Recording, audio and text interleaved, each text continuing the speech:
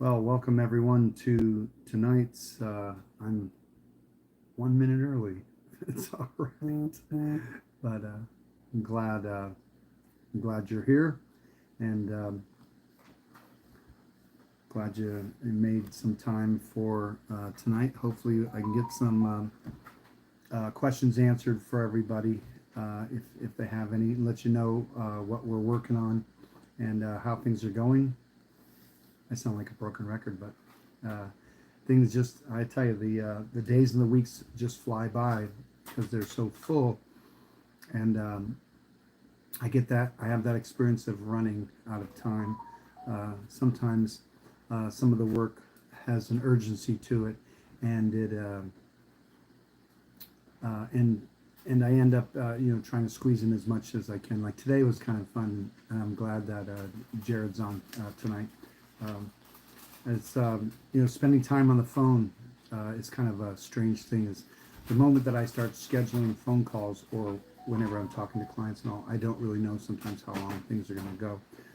But I get on the phone, and sometimes I struggle in setting up my schedule, and I try to give myself enough time between calls and things like that. But sometimes it seems like I get off one call as soon as I hang up, or even at the same time, I'm getting another call, and so I hang up and I call the next call I have, or if I'm trying to reach people, that's playing all the time.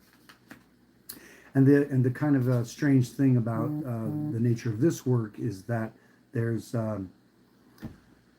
we have different time zones, so people can call. We're earlier than the rest of the states, and then towards people in California might be calling later, and it's early, around 6 o'clock, it's 9 o'clock our time. So all that time zone stuff's playing out. That's not to count clients that are in Hawaii or Alaska or overseas in Europe or in the Middle East or wherever clients are calling from.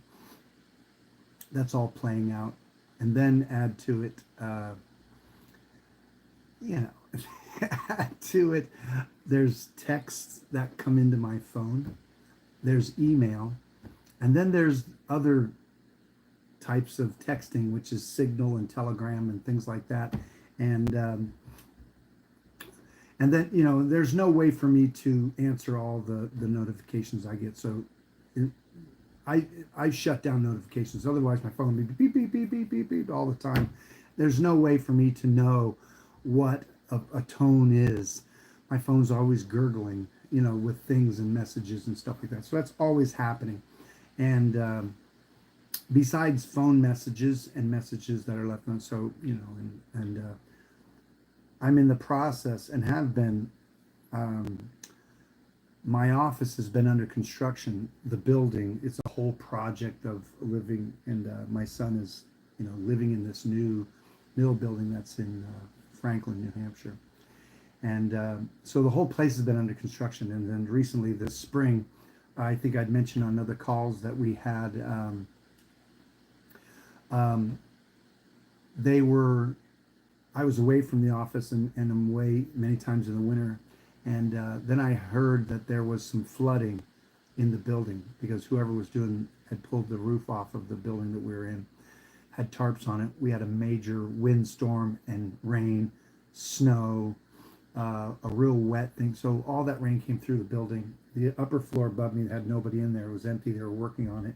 But all that water came through the floor and covered my office. I lost my printer and a lot of paperwork that I had on my desk, and any kind of files that were just, even though they were out, they were damaged and stuff. And I can keep those files in clients' files, and we may never look at them and all. And some of that stuff's electronic. Anything that was in drawers and stuff was fine. It didn't get wet. That's good. So any files that were put away, they're all fine and good. And other stuff, my desk has got to be thrown out because it's got mold in between. They don't make, they make stuff out of chewing gum these days. So, it just swells and it's falling apart. So I got to get a new desk. But right now, construction's down. They're supposed to have, my office is supposed to be available by June 1st. So this week they should be completing it so that we can begin to move in. So that will take time for me to move my office, which is only 2 doors down from where all my office is. Of course, it's got to be moved and wiped down and cleaned up and moved in. We got to decide what we're going to keep or not. And so all that's going to happen maybe next week if they get done in advance. But we're coming down to like less than 10 days, be at the 1st of June. So all that's going on in addition to everything else. So and I am looking for, and I mentioned, I had this on the website, is I am looking for an office manager, not a virtual office manager. I'm actually looking for someone in New Hampshire who lives nearby or would like to work in Franklin. I'm looking for that kind of an office manager. This is a person who's going to be is going to work schedules, and they'll do some paperwork and things, preliminary stuff that we have for clients and all that. Very organized, detail-minded person that will be able to manage the and systematize the stream of clients that we have coming in all the time, and it's been exciting in that regard, and that's a growth thing for me that I have to do is to there's no way for me to handle the volume of people that are coming in with the needs that they have, besides what we offer and the services and some things online and not, that's one thing. But then all those, people that have different things that is going on in their lives, how they're working and what they're working. Maybe they're dealing with IRS. Maybe they're going to do some banking. Maybe they're dealing with the property, whatever, however they're living. We have clients in all sorts of stages of their living, and they don't typically reach out and contact attorneys and all that. So many times they're reaching out to me, and I'm facilitating that. We have trust clients, and we're dealing with debt discharge and all that stuff. And then as many as I can get classes going on, that'll be great.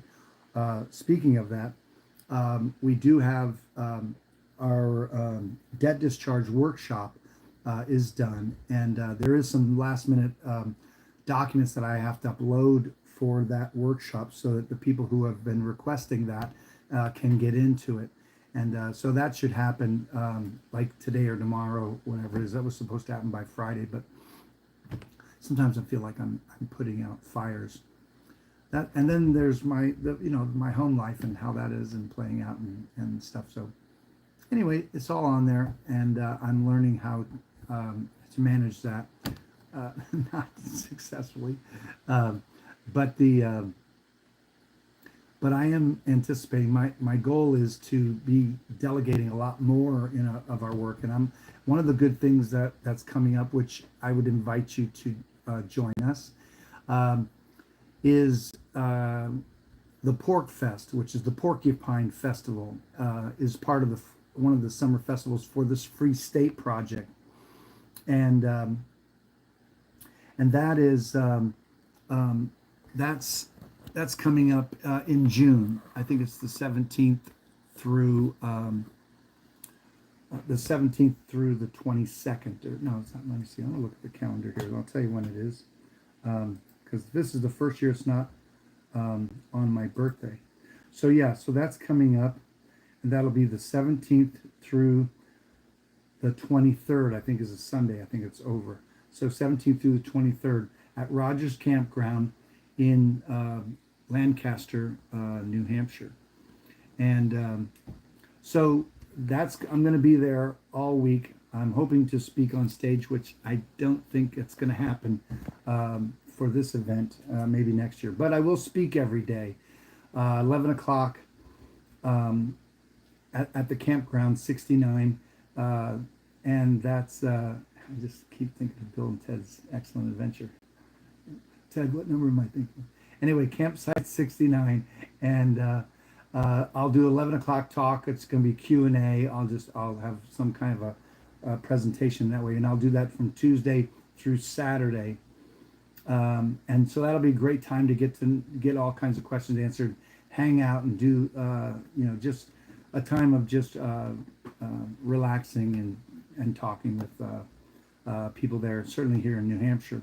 So that's coming up in June. So I invite you to, if you like to move to New Hampshire, come be my neighbor. And if you want to learn more about the Free State Project, that's great. And I've been involved with that, not directly, but I've been a participant in that. I didn't come here as part of the Free State Project. I actually came here in New Hampshire September 1st of 1987. That's when I moved to New Hampshire. And so that was well before the Free State Project. But anyway, the Free State Project is a project bringing freedom-minded people to New Hampshire. 20,000 people signed up as freedom activists to move to New Hampshire. And so that's all coming through. People are moving here every year all the time, and they help facilitate that. So you're welcome to be a part of that. So that's coming up in June, and so usually what happens with that is I do a live class afterwards. So I'm probably going to do. I'm just looking at it now. I'll probably do. See, Independence Day is a Thursday. Yeah, so I think what I'm going to do is a class on the 6th of July, which will be a Saturday. And so I will set that up formally on the website. It's going to be a live state citizenship class in New Hampshire. So if you'd like to participate in that class, you're welcome to do so. And here's what can happen if you like. If you've never taken the class before, then you can sign up for the class alone. That'll be $385 for that class. You can participate in it live. But if you've taken the class before at any time, you're welcome to participate in that live class. There's no cost for you to participate in that and show up for that class. Then if you want to do the full passport process, which includes the class, you can sign up for the full passport process and come and do the live class. Of course, the online class you'll be able to watch that class over and over again. But this will be a live version of that. And then afterwards, after the class on Sunday, we'll do a Saturday night bonfire, if it's a nice day or whatever like that, on Saturday night here at my home, and we'll do that. We'll hang out and do some social things on Saturday night. Then on Sunday we may do breakfast somewhere. Then I'll do passport work for everybody who wants to do the full passport process. Let me think about that for a second. I can do that, or I can do a passport workshop. And so those that want to sign up for the passport workshop, you can come up. I'll do a passport workshop the next day on Sunday, so you can participate in that. If you're here in New Hampshire and you're doing the workshop, and or if I'm doing the documents for you and things like that, then of course you don't have to stick around. I can still do the full passport process for you. That's all well and good. But the next day, on Monday and Tuesday, depending on how long you stay, I will go with the post office with you, and we'll take care of all your documents at the post office here in New Hampshire. So that's coming up in July. So if you want to be a part of that, you're welcome to participate in that. That'll be that's great. So anyway, that's coming up for June and July. So I'm going to be glad to get into the office before June 1st. We'll be settling in and getting that all set up. We're going to set up a podcast studio in the office so that we have things all nice. We're going to do these kind of calls and such from the office. So I'm looking forward to that. I'm looking for this year doing more podcasts on other clients and other people that we're involved with. And I'm looking to do more festivals and looking to be a guest speaker at different functions and events. If you have 10 people in your area that would like to do the class, and we can do a passport workshop, if you'd like to do, you can have people sign up. And if you have 10 people that want to sign for your area, we'll fly in and we'll do that class live for you, including a passport workshop. That's available. Like I said, if you have 10 people that would like to sign up for a class and passport work, we'll do all that together for you. So that's available. And so we get a lot of emails from a lot of people, and sometimes it's challenging to keep up with that. We get hundreds of emails, messages, and sometimes they're emails, sometimes they're people just signing on to the website and asking questions there. And my assistant, my assistant, uh, Michael, he is fielding a lot of those calls and at least doing some group emails, letting people know that they can ask questions here, and we're glad to answer your questions. And I'm also glad to call you if you really need me to talk to you specifically about what you got going on before you're looking to do this. And I'm going to look at some of the questions that we have that came through that I want to address in this call. So that's what's on our plate, and we're just trudging. We're working through some of that, and so I'm excited about how things are coming along. It's definitely rigorous, and I'm not going to give up. Sometimes it feels like it's overwhelming, but most of that stuff's in my head, and I have to just manage that.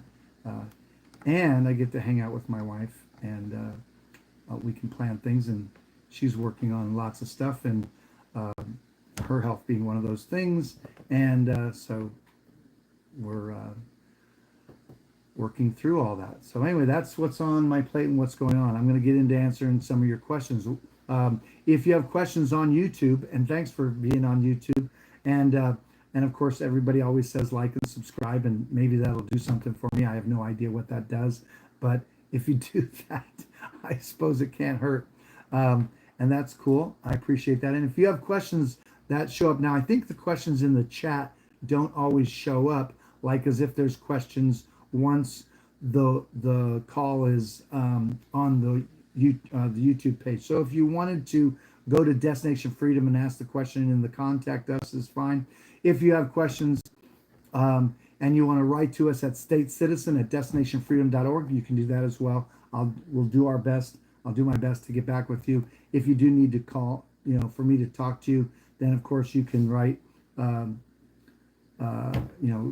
please call me, or need to contact Christopher at statecitizen@destinationfreedom.org, and we'll do our best to get a hold of you and to chat if that's necessary. You can always buy an hour of time. The website will facilitate that. And if you have a lot of details and things you want to work through, I'd be glad to schedule that. And that's a fast way to get a hold of me. There's a couple questions that are on YouTube I want to answer. Then I'll get to some other questions. Then, of course, if you're on YouTube, you can't always. Let me see how that works here. I have a live call going on, and people can see me, and I can see their questions here. You can't hear them. And so it becomes difficult for you to hear those kind of questions. I'll try to, if there's questions, I'll speak them out loud. But if you want to be a part of an interaction where you can talk to me, you can go to DestinationFreedom.org. On that first page, there are links to this live GoToMeeting chat. So you're welcome to come in and be a part of that, and be glad to hear your question if you don't type it in for me. So here's a question. The person says, what do you speak about mostly on your channel? Well, there are a few videos of talks I've done and things like that. I don't usually just go live on YouTube. I suppose I could get a bunch of questions and do some Q&A on there, but a lot of times it's like that. It's Q&A. And so I try to go live in these calls just so that there's something else on YouTube. Once we're in the office and we set up our studio, my son is going to be the director of media, and so he will end up getting clips and stuff. We're probably going to get a lot more content going out once we get into the office and get that going. It's my commitment to have more classes and more things available for people, and so that's part of my commitment. Also, I am in the process of editing the book, State versus Federal Citizenship. And so that's coming, and I'm hoping to have that by June or by the Pork Fest is that book being completed. And so let me get to some of the questions. Thanks so much, James, for your question. I'm going to just get this couple questions here on YouTube. It says here, important to know we have options. Yes, you can move to an area where people can conduct business as normal. In other words, moving from excessive, challenging, problematic, limiting business. No idea. That's maybe that's somebody asking me a question, but it may be just it could be someone asking a question. That's homeschool time. I don't really see a question in there. That's fine. So James on the GoToMeeting says, "Hello, sir. I want to discuss the passport class along with some personal issues at hand." Yeah. They want me to give them a call. Okay, that's fine. I'll give you a call later. If you want. James, are you saying that you've taken the class and or you want to ask some questions about that you're seeing in the class, or are you looking to have some questions answered before you take the class?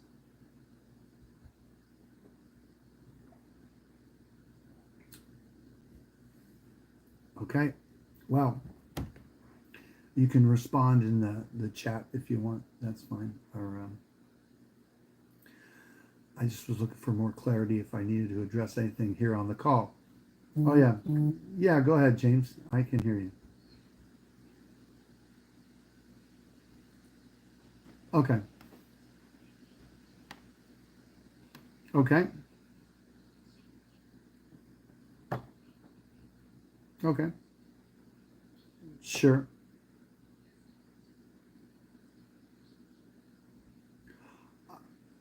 That's fine. No, that's no problem. If we get done tonight, I'll give you a call. Otherwise, it'll end up being tomorrow.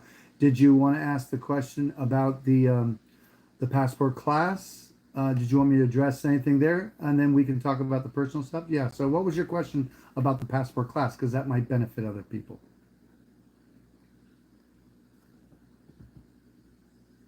Mm-hmm.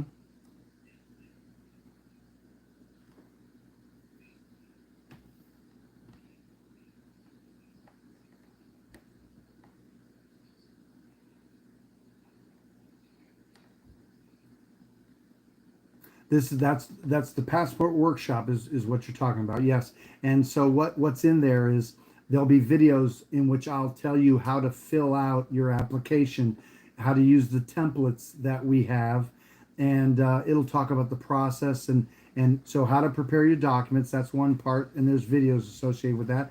You're able to see my desktop and what I'm addressing. So you have templates we have a number of templates depending on if you've had a passport before, depending on if you're naturalized or you're born in the States or whatever, or you're abroad or whatever those things are. There's different templates, and you'll be able to see that and determine which one works best for you.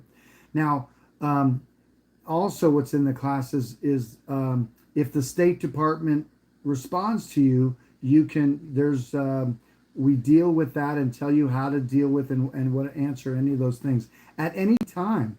If you feel that it's too much or whatever, you can pay extra fee to have us prepare or do something. And then if you have questions and you're trying to figure it out, of course, you can reach out and I'll be glad to talk to you, answer any questions in the process so that you're fully supported. Even though you're doing the paperwork yourself, you're not alone in the process and all that. Once you get your passport back and you get your passport booking card, then there's information in there of doing your FOIA request, which is what the completion of the process is with certified documents from the State Department of your passport file. That's what you're going to ultimately get, and that could take up to 6 months ultimately to get back, depending on how much criminal activity the Secretary of the United States is involved with, and then that way he can sign your documents. So, but anyway, those people are very busy, committing crimes against humanity. So that takes a lot of time, and you can't just sign people's documents while you're out there pillaging and invading countries and killing people. So, but other than that, because that's what's his name, Anthony Blinken. I think that's the guy that's going to be signing your certified documents at this time. So, anyway, those things take time, right? Anyway, then also what's included in that after you got your passport and stuff, once you submit your passport documents, you can begin to take the other class, the other workshops that are also included in that. And that'll give you other videos and other templates that deal with driver's license, voter registration, jury duty if you're asked for that. If and then if you're when you're doing business for yourself and all, of course you're going to need your W-8 and W-9. That's included in that, as well as the 1445 IRS that deals with real estate transactions or other things that are very like that, much like that. When someone's giving you money, they want to give the IRS some of your money. This workshop helps you with that. Does that make sense?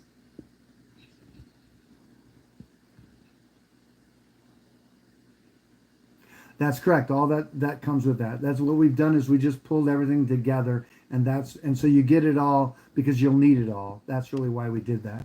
So, well, good. Go ahead.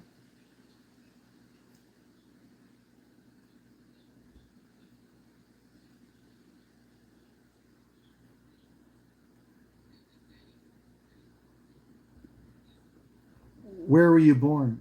Where were you born? You're not going to naturalize anywhere. You don't need to naturalize. That's for people. That's so someone. No, that's not for you. That's for someone who who wants to naturalize in their state. Yeah, you're a citizen. You don't need to naturalize. Yeah, so you don't need that. No.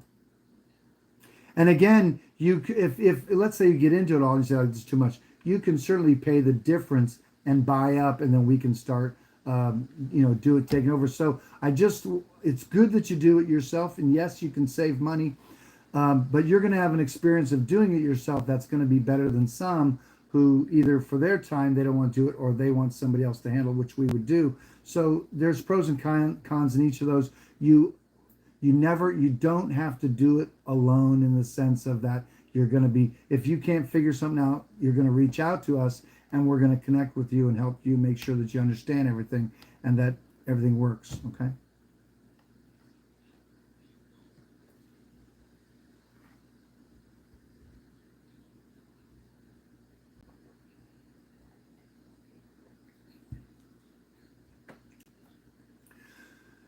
Yeah, you can do that. Yeah, we do that. What that is that it looks like it's going to say state citizen of whatever state you have. It's going to have all the identifiers like you would see on a passport or a driver's license. It's going to have a regular size passport photograph in the ID. That ID is actually going to be notarized by a notary. It's the notary acknowledgement is going to be on the back side of that ID. So the notary who's signing off on your identity is going to be saying this is who you are. That's about as official as you can get. So, yeah, so it's going to say it's going to be a private ID. Of course, it's going to be your identifier, but a notary is definitely going to sign it, and so that notary will sign that document, and then we're just going to reduce it down. And it's going to be a front and back. It'll be a laminated, and it'll be a proper ID card for you. That's that process for that. You don't have to do that because look, you're gonna update your driver's license. You're gonna get a passport. You're gonna get a passport card. So you're welcome to get a state ID if that's what you'd like, but it's not. You don't need it. No, no. It's needful for some. So like some of our clients that are naturalizing, they don't have a driver's license. They may have a foreign driver's license, so they may want to have a different driver's license that acknowledges that they have habitation domicile with their local address, and it will have a signature and all. And those work great, and they're as official as a notary is. How official is that? So anyway, all right, cool.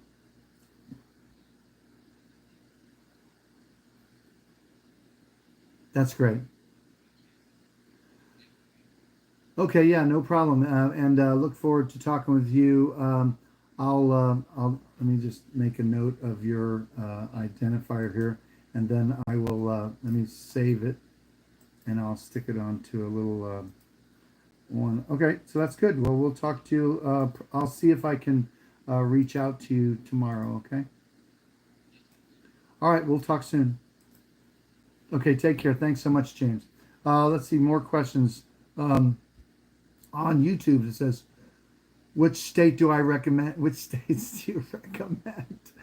Well, of course, I recommend New Hampshire because I live here and I like the idea of freedom-minded people here. We have a freedom community here. I love it here. We're on one of the most active cryptocurrency communities here. I love that about New Hampshire. There's a number of clients that we have that are close friends and people that we trust and rely upon in New Hampshire. But there are other states, and for other reasons, people like the South. People like a lot of clients in Florida, a lot of clients in Texas, other southern states. I would not recommend California, living in California. I recommend visiting and enjoying California, but I don't recommend living there. It's a communist country. I don't recommend Illinois because of Chicago, and it's a communist country. New York's a communist country. Any of those east, there are other states that are communist countries, and some of them have better things than others. I mean, we're weird in New England here. Uh, Maine, I think, has constitutional carry. I think even Massachusetts does. I don't. Maybe they don't, but I know they're all smoking marijuana in Vermont and recreationally. Vermont and Maine and Massachusetts, and New Hampshire somehow can't figure out that stuff. But anyway, all that stuff's planned. So there may be some unique things. I wouldn't go to a state that has a whole bunch of licensing people's working and all that. It's bad enough to have a driver's license, things like that. But those are playing out. There is a book out there called Strategic Relocation. I don't remember the author's name, but that's an excellent book that gives you an overview of all the states. Again, you can check that out. Um, Standing Mannequins and Nomad, that's wonderful. And it says, I'm thinking this is only for our birth states. Um, yeah, I'm not sure what that's stating there. Okay. Um, let's see. There's another question here. Or someone says, how do you handle the Florida DMV director who has not responded to letters asking for the definition of the United States? I've sent 2 certified letters. It's been over 90 days. Yeah, I would call that office and ask them when they're going to respond or when you can expect to respond. If you can't get that office to respond, I would contact your state rep. That's the representative from your state. There is a rep that represents you. Contact him. Let him know you're having a hard time getting in touch with and getting a response from the DMV director or whoever you mailed that to. And don't forget to let them know you're the boss. So contact the rep who says they represent you. Let them represent you and find out when you can expect a response from the DMV. Um, you know, I mean, that's what I would do. I would go down there and talk to the director, go to the director's office, go in, make an appointment physically. I mean, that's what I have to do here in New Hampshire. I can make a phone call, but sometimes that's not the best. I'll actually go to their office and go in and meet with them, say, I'd like to make an appointment with the director. I've got a letter just looking for when that. Go and talk to the secretary of the DMV director and say, I've sent a letter in here.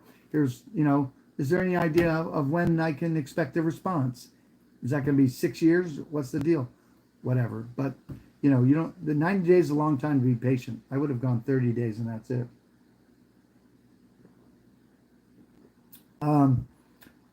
James says, can you repeat what I said about Chicago? I live in Chicago. James, I love Chicago. I would never say anything bad about Chicago. No, the only thing the thing about Chicago, like it's like Chicago's like when I drive around, I don't ever try to drive through that. So when I try to, as I approach Chicago, I give it a nice wide band and I go all the way and not stop till I get to Joliet, I think, so I can see where the Blues Brothers are hanging out.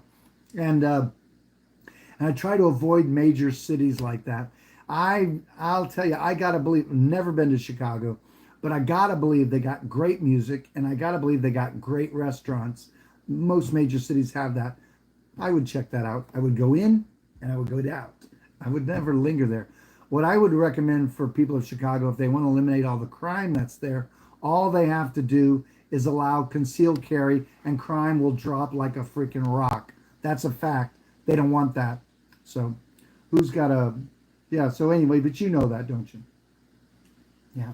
But anyway, that's all I said about Chicago. I carry on with that. But anyway, was there anything else about that? Did you get that?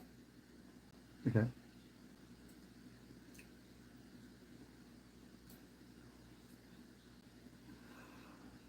No. Chicago's Well, I would never.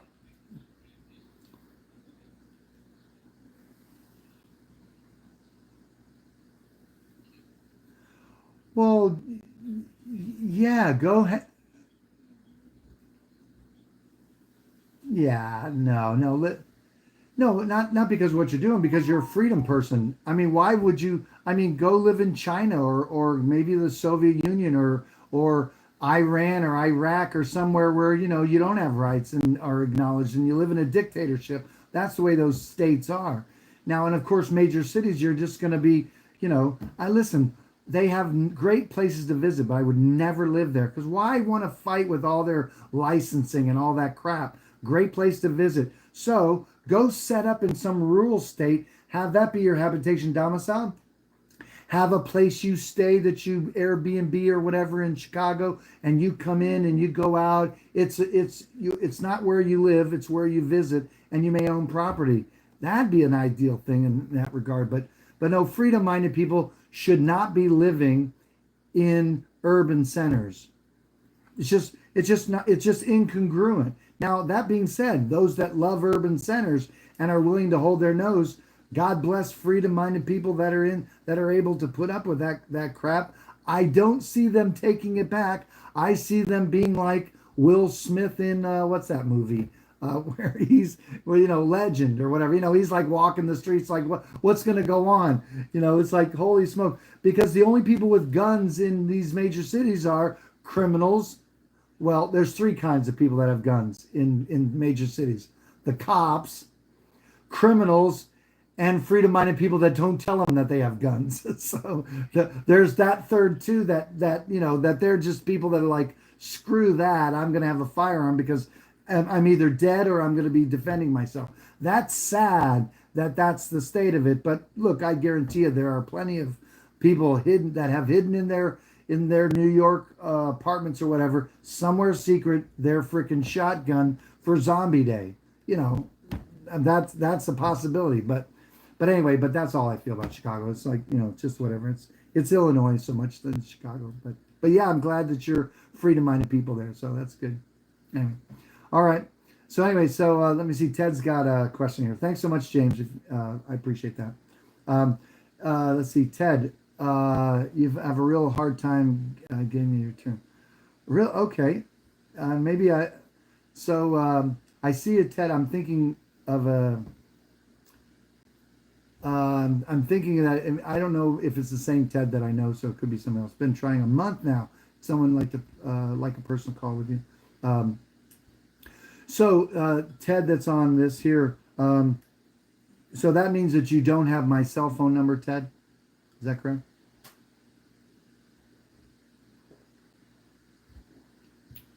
Okay. So, okay. Well, okay. Then you're not the Ted that I'm thinking that when I see Ted on there, I'm thinking of someone's in New Hampshire. Um, yeah, I mean, it's just that way. I apologize for that delay, and it's challenging for me to answer all the emails that I get. That's true. I try to answer some of these questions on these kind of calls and things like that. Um, I mean, the fastest, and look, I'm not suggesting that you have to do this. So if you have a choice, you can either buy an hour of my time. That's a way to get on the schedule. But if you don't want to do that, that's fine too. Then you'll just have to wait until I can get around to your call. And so I apologize for that. And sometimes when I'm answering questions, texting is a terrible way terrible way for me to reach. I can't talk texting. My thumbs will have cramps in them. So I can't really do that. I do some texting when I'm dealing with clients and all that. But again, I don't answer any questions and things by email because I don't know who I'm asked. If a stranger's emailing me and wants to ask a specific question, how do I know that's not the federal government? I don't know who I'm talking to, so I don't usually answer questions. I could answer questions like, "Hey, here you can go to my website," and that, but I'll never engage in an email with someone I don't know.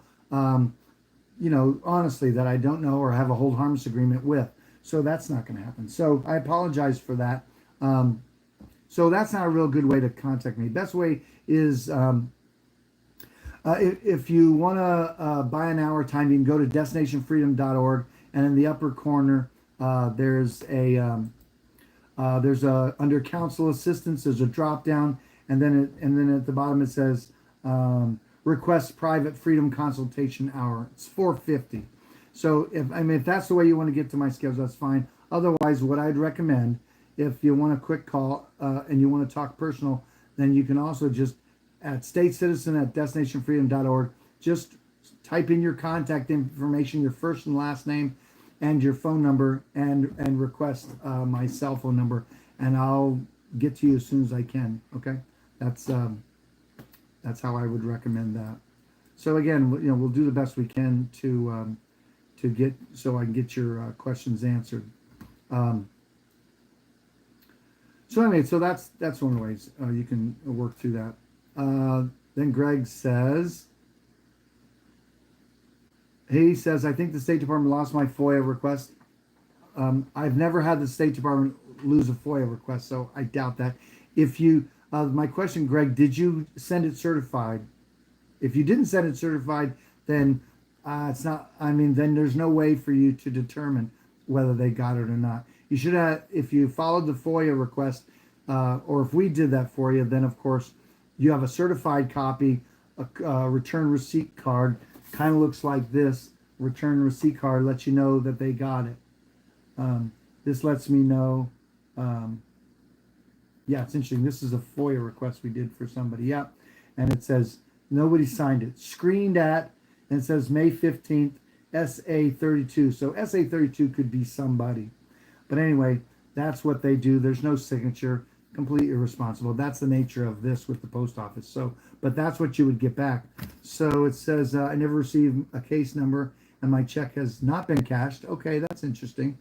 The original certified letter was delivered. I sent a follow-up certified letter asking for an investigation into whereabouts of FOIA.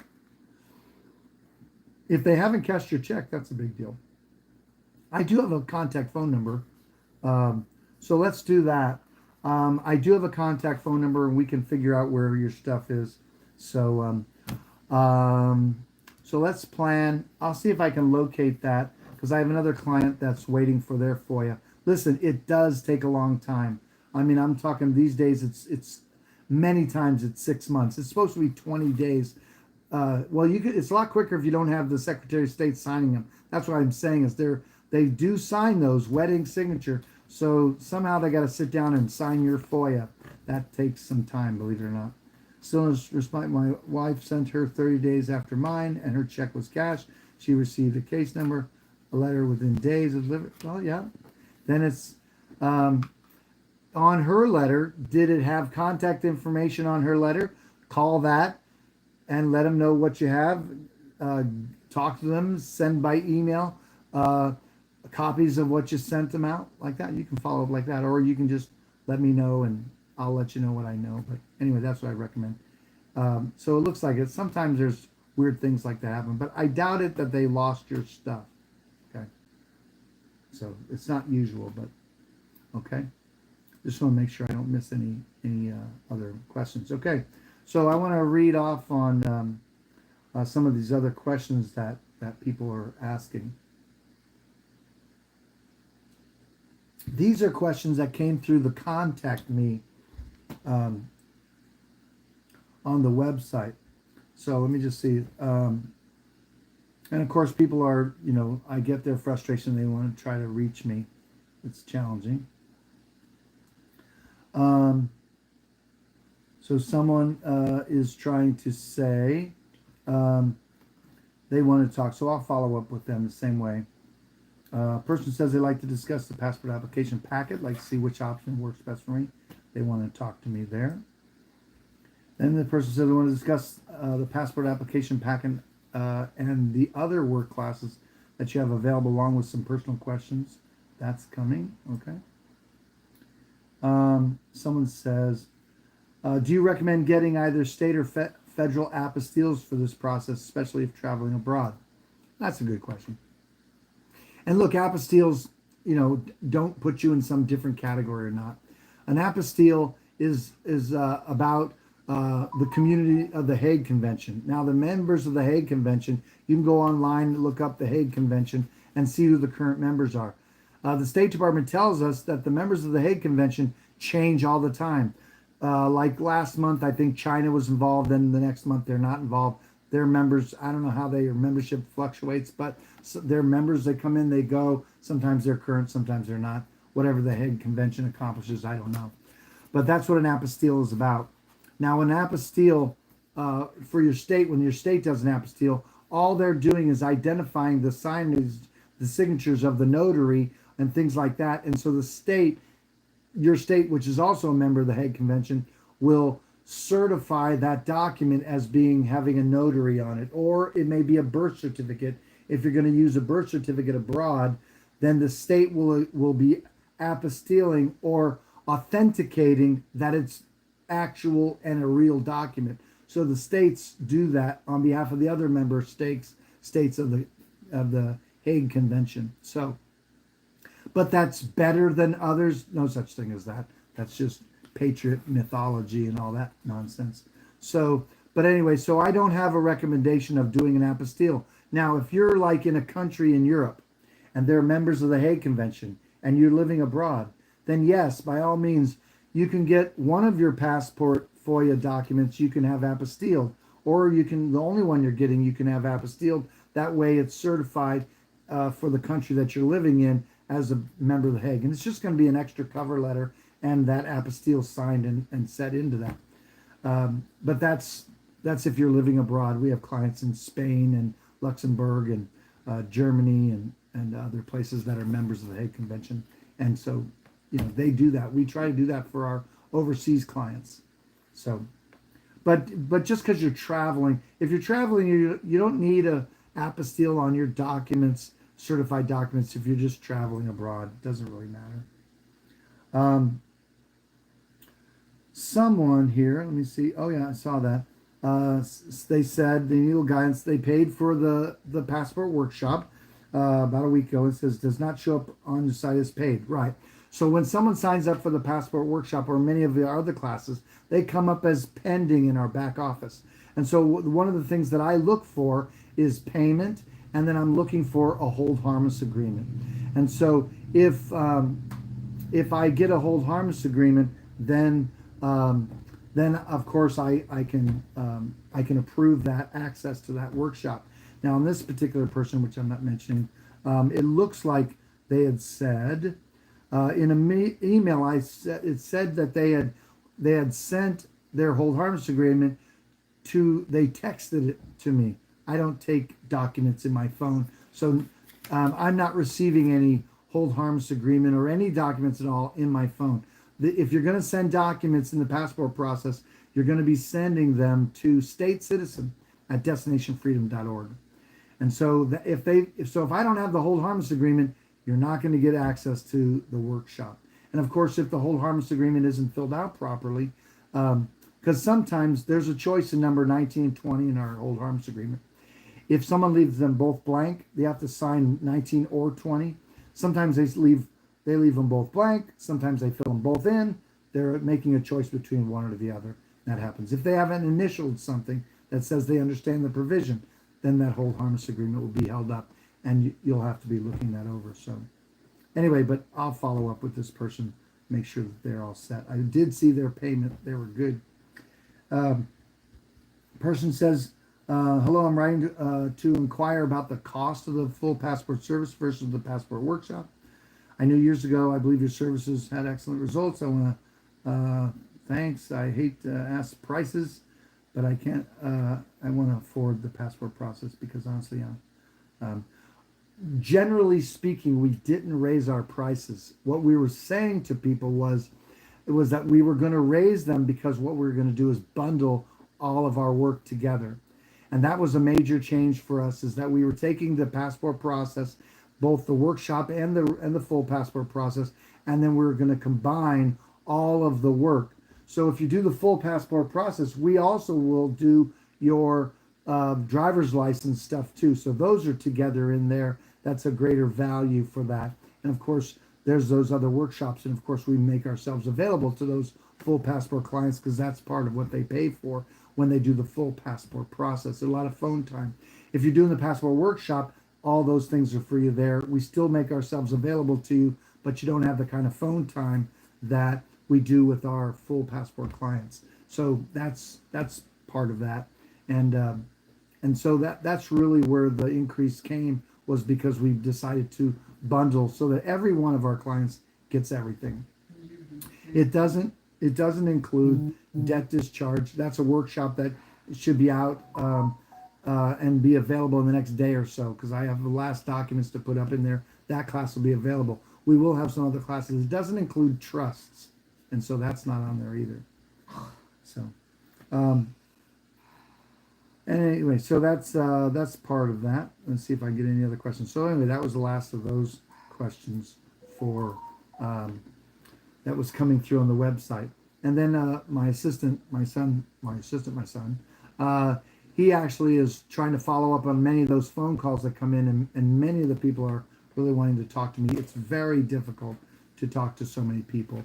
I mean, my like today, it's I could be on one call and then on to the next call, and then I'm still trying to handle stuff here at the house, which has its own burden. You know, anytime it's your home, you're handling things. If I was at the office, I wouldn't. I'd have more focus in where I'm at in the office, and I'm not in my office, so all that just plays in. You know, you can imagine what that's like. So, but that's what's going on there. All right, so we're coming around to the end of the hour. Any other questions on the passport process or the website or anything that we have here? One of the things that we're looking forward to is dealing with people with respect to their property and securing their property. If they have their property free and clear, then we want to help them to bring forward the abandoned allodial titles that have been abandoned when the state took over the property. And so now they refer to the people that own their property as tenants on the land, and they issue title. They're proving that you own it when it's not necessary. So we're changing those relationships, and then consequently the property would change the relationship it has. It's no longer going to be residential, it'll be private, and they'll change the relationship they have with their town, their county, and their state. They'll assume more responsibility, they'll secure their rights, and then if they're using certain amenities that the town has or the county has available, they certainly will pay for those things, okay? And there are costs, there are, you know, the costs of running a town, its expenses, its bills, those you're sharing with your neighbors. So you may determine that, but that they can't, if those taxes aren't paid, they can sue you for them, but they can't just take your property and lien on it without going to court or proving that you owe. And that's a different relationship that they have. That's great on YouTube. I'm looking forward to talking with you and hooking up if there's anything I can do for you. I appreciate you being on the YouTube channel. Thanks so much. Let's see here. I just want to make sure that if I got any other questions here. Yeah. So anyway, so that's coming up. You said sent you my phone call from your request at your website. I'm looking forward to hearing from you. That's great. Thanks. I look forward to talking to you too, Ted. That'll be awesome. So anyway, so that's this short call tonight. Let's see any other current events, any other crazy things going on in the world. You know, how does it relate to state citizenship, right? I hope you have good media out, you know, things that, or people that you hear from with respect to what you think is going on. If you want to know what the government wants you to think, you can always turn on the news. Best part of the news sometimes is just the weather. Because it'll be sports score, weather, murder, oh, death and greed and sorrow and murder. Coming up next, sports scores like that. But nothing's worth watching in that. And there's so much, you know, besides the bread and circuses, and that circuses are playing up big as much as that is. Exactly. And George says, when in Rome. Exactly. So, you know, that you got, and when you see that, be aware of if we're being amused to death. And listen, when people are so busy and then all they want to do is squeak out watching a game or doing something that's kind of brainless. Sometimes you get that. I understand that. That's why I can't watch TV in a hotel room. I'll sit there and be up all night just surfing the channel. If they got something, it's a history channel, or I'm watching nature stuff, I could eat that stuff. I could just veg and all that stuff. But that'll be my life. Can't do that. Keep the TV off. And it's bad enough when we're just watching the things I want to watch, whatever show or thing or whatever. But anyway, it's better to play cards. It's better to read a book. It's better to be off grid. It's better to not do that. And then people, when I hear, people are saying, the banks are going to fail. If there's some sort of an indication the banks are fail, actually, what wells up in me is like, I get that, that feeling where you go like that excited feeling. That's the way I feel when I think about banking collapse, because I'm just waiting for this shit show to like fall and be doing better. Better be in Mexico. Yeah, no, I mean I'm going to be taking my stand right here in New Hampshire. I'm out in the country. This will be where I stand. I won't be in Mexico. I will visit Mexico, but I don't think I'm going to be in there when the shit's hitting the fan. But anyway, and then again, look, they've kicked the can down 40 years on this banking collapse. What's the chance that it's going to be more? The chance that it's going to continue to kick down the road is pretty good. But I'm praying for the collapse so that the prices will definitely go up, but everything will come down. And then if we can kick bankers out of our life, our prices will be a lot cheaper. So that's part of it. But I think about if we lost electricity, it would just, everything would get really quiet, and I would go out in the yard and I would just dig in the ground and do all the gardening and all the flowers and all the stuff, the seeds I have and all. It's just going to be a nice, beautiful day, and I don't care about anything because I got all the food out back. Everything is in the woods. There's animals. I got, you can look out in the woods. There's animals everywhere, and they're eating. They're eating in the woods. So all that food's out there in the woods.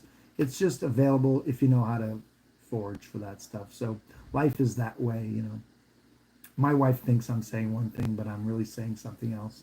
But anyway, yeah. So that's the beautiful thing about nature is there's all that food. That's why sometimes, when we're driving along the road or there's 26 turkeys in my backyard, that's because they live there. And so, my wife looks at that like, oh, good. Like the grocery store's coming to us, if we want to shop in the backyard like that. But that's the way it is in nature. When you're close to nature, you're not overwhelmed by what's going on in the world. Okay, it's too much. And listen, God did not intend for you to take on the cares of the entire planet. The cares of your neighbors, those near to you, are enough. Guard your heart and mind not to be distracted by what's going on in other states. Of course, we give an ear to that. We get it and all that. But where you are in your local area is the most important relationships you should just establish and be for yourself. That's important, So, and again, what I was talking to, somebody today about what you're doing in your head is a huge part of these processes, okay? Whenever I talk with and do a class or a workshop or something like that, the first thing you always have to address is what you're making up about it, what you're thinking, how you're thinking.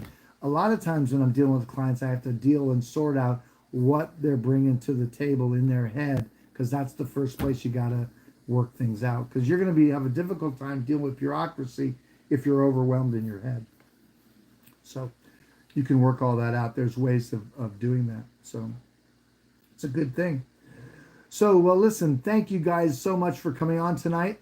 That was our hour. Usually we'll be here on Wednesday night. Here's how you know, especially on a Wednesday night. If the website has current information, like right now it has today's date on it. And so if it has the date of that we're going to do the call, the call's going to go down. If I know of a particular subject matter that I want to handle and I know in advance, I may send out an email saying this is what's coming in. And I am going to do an email for We got our prayer website that we're working doing a soft launch. If you're interested in that, we want to do more of a Freedom Fellowship, which is uh, a Christian type of call that we do typically on Thursday nights. If you want to be a part of that, you can reach out to us on that. We'll give you that kind of support. But also, we're going to have this live class coming up. We're going to do an email for that, and there was another thing I was thinking that I was going to do an email about, but but anyway, if we have something coming up or a special class coming up, we'll send out an email and we'll give you a lot of time for that so that you can sign up for that. Hopefully, you can come to New Hampshire in July.